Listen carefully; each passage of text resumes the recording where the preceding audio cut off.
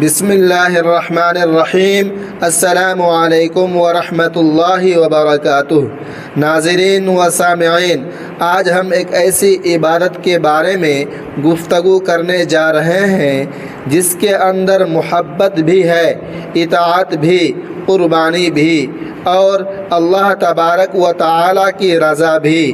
یہ عبادت ہے قربانی۔ آج بہت سے لوگ قربانی کو صرف ایک رسم سمجھتے ہیں، کچھ لوگ اسے گوشت حاصل کرنے کا ذریعہ بھی سمجھتے ہیں، لیکن حقیقت یہ ہے کہ قربانی اسلام کی عظیم ترین عبادات میں سے ایک عبادت ہے۔ قربانی ہمیں سکھاتی ہے کہ اگر اللہ تبارک و تعالی کا حکم آ جائے، فرما برداری آ جائے، تو انسان اپنی سب سے محبوب چیز بھی اللہ تبارک و تعالی کے راستے میں قربان کر دے۔ قربانی کی ابتدا کہاں سے ہوئی؟ شروعات کہاں سے ہوئی؟ آغاز کہاں سے ہوئی؟ ناظرین و سامعین کرام، قربانی کی تاریخ بہت پرانی ہے۔ یہ صرف امت محمدیہ صلی اللہ علیہ وسلم تک محدود نہیں، بلکہ پچھلی امتوں میں بھی قربانی موجود تھی۔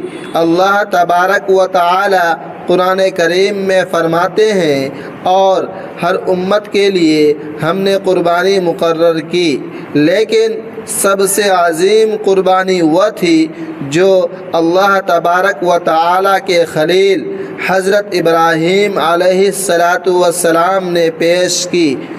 حضرت ابراہیم علیہ السلام کا عظیم امتحان، سب سے بڑا امتحان، حضرت ابراہیم علیہ السلام بڑھاپے میں اولاد سے نوازے گئے، انہیں اولاد دی گئی، لیکن حضرت اسماعیل علیہ السلام ان کی آنکھوں کی ٹھنڈک تھے، ان کے لیے ایک سہارا تھا۔ لیکن جب حضرت اسماعیل علیہ السلام بڑے ہوئے، جوان ہوئے، تو اللہ تبارک و تعالی نے خواب کے ذریعے حکم دیا کہ اپنے بیٹے کو اللہ تبارک و تعالی کی راہ میں قربان کر دو۔ سوچئے، ایک باپ، وہ بھی بڑھاپے کا باپ اور ایک لوتا بیٹا، مگر اللہ تبارک و تعالی کے نبی نے حکم خداوندی کے سامنے سر جھکا دیا۔ حضرت اسماعیل علیہ السلام کا جذبہ، حضرت اسماعیل علیہ السلام نے کیا کہا؟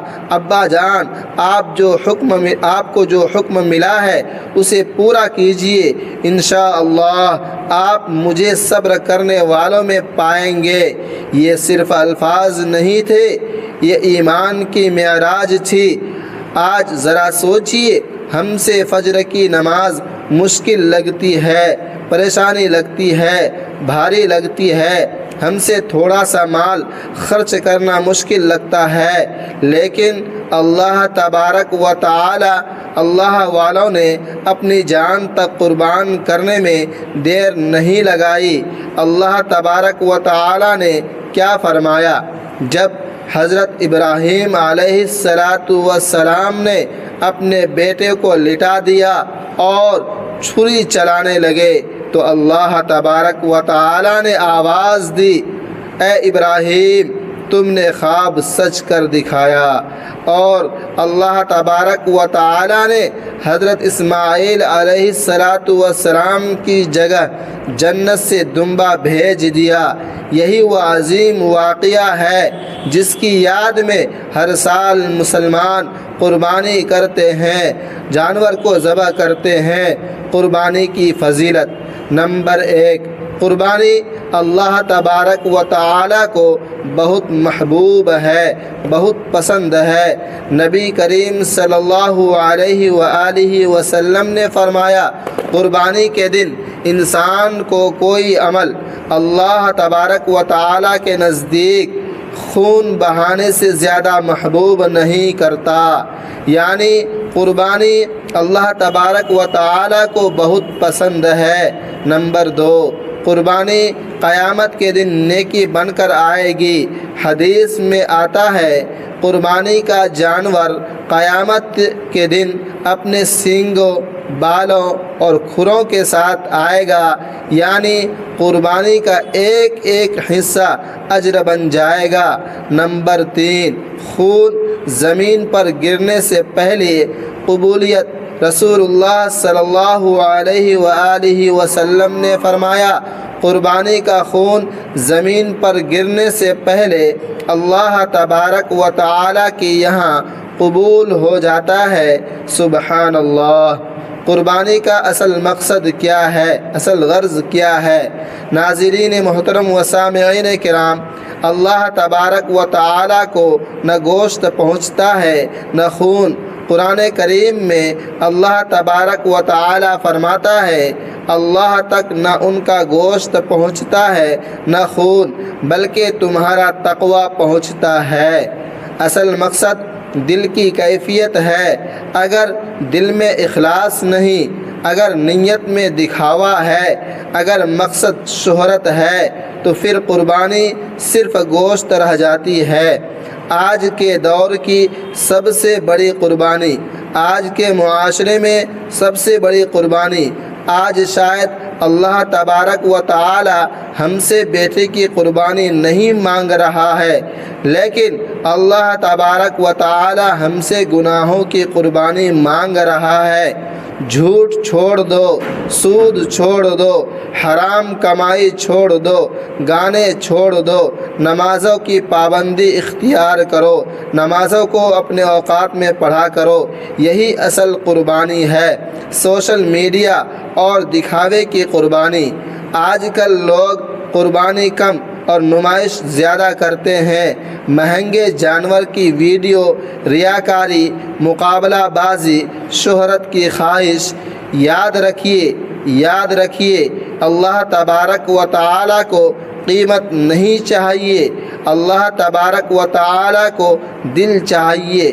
ہو سکتا ہے ایک غریب شخص کی چھوٹی قربانی اللہ تبارک و تعالی کے نزدیک کروڑوں سے بہتر ہو۔ قربانی نہ کرنے والوں کے لیے تنبیہ۔ نبی کریم صلی اللہ علیہ وآلہ وسلم نے فرمایا، جو شخص استطاعت رکھنے کے باوجود قربانی نہ کرے وہ ہماری عیدگاہ کے قریب نہ آئے۔ یہ قربانی کی اہمیت ظاہر کرتی ہے۔ قربانی کے آداب، چند اہم باتیں۔ حلال اور صحت مند جانور ہو، اخلاص کے ساتھ قربانی کریں، سنت کے مطابق ذبح کریں، تکبیر پڑھیں، گوشت غریبوں میں تقسیم کریں، صفائی کا خیال رکھیں۔ غریبوں کا خیال۔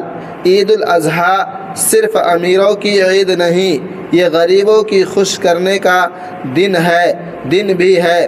کتنے لوگ پورا سال گوشت نہیں کھا پاتے۔ قربانی ہمیں سکھاتی ہے کہ اپنے بھائیوں، اپنے پڑوسیوں، اپنے دوستوں کو بھی خوشی میں شریک کرے۔ قربانی ہمیں کیا سکھاتی ہے؟ ناظرین محترم و سامعین کرام، قربانی ہمیں سکھاتی ہے کہ اللہ تبارک و تعالی کی اطاعت، صبر، اخلاص، ایثار، تقوی، دوسروں کا خیال۔ ناظرین محترم و سامعین کرام، سوچئے، ذرا غور کیجئے، اگر آج اللہ تبارک و تعالی ہمیں آزمائے تو کیا ہم کامیاب ہوں گے؟ حضرت ابراہیم علیہ السلام نے اپنے بیٹے کو قربان کرنے کا جذبہ دکھایا، اور آج ہم اپنے موبائل، اپنے نفس، اپنی خواہشات تک قربان نہیں کر پا رہے ہیں، ان کو نہیں چھوڑ رہے ہیں۔ آئیے دعا کریں، اس عید پر صرف جانور قربان نہ کریں، بلکہ اپنے گناہوں کو قربان کرے، اپنی نفرتوں کو قربان کرے، اپنی دشمنی کو قربان کرے، اپنے حسد کو چھوڑیں، اپنی انا کو قربان کریں، اپنے تکبر کو قربان کریں، تبھی ہماری قربانی اللہ تبارک و تعالی کی یہاں قبول ہوگی۔ اللہ تبارک و تعالی ہمیں اخلاص کے ساتھ قربانی کرنے کی توفیق عطا فرمائے۔ حضرت ابراہیم علیہ السلام جیسا ایمان اور حضرت اسماعیل علیہ السلام جیسی اطاعت نصیب فرمائے۔